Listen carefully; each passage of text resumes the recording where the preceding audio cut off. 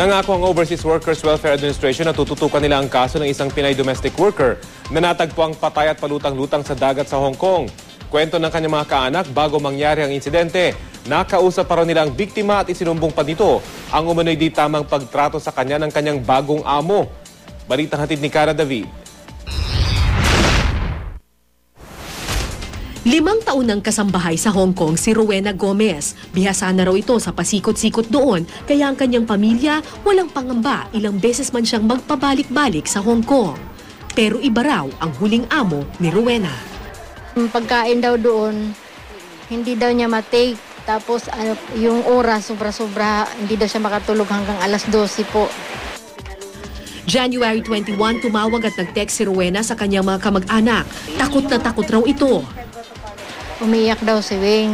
Tapos sabi daw, kunin niyo yung number ng ate. Dahil kailangan daw niya makalipat ng ibang employer. Dahil? Hindi raw maganda ang sitwasyon niya. Tinanong pala siya kung yung sinasaktan ka ba ng amo. Wala na pong sagot si Wing. Mula noon, hindi na raw nila makontak si Rowena. 5 araw matapos ang tawag na iyon, nag-report sa pulis ang amo ni Rowena, lumayas daw ito. Makalipas ang 10 araw, natagpuan ang bangkay ni Rowena na lumulutang sa isang dagat sa Hong Kong. Hindi pa matukoy ng Hong Kong Police ang sanhi ng pagkamatay ni Rowena. Hindi pa raw kasi tapos ang autopsy dito.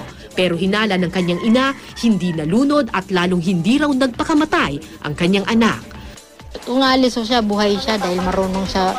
Dahil naka 5 taon na siya halos dun sa Hong Kong. Yung nagkakamali, baka pinatay lang siya tapos tinapon na. Ayon sa konsulado ng Pilipinas, iniimbestigahan na rin ngayon ng Hong Kong Police ang amo ni Rowena.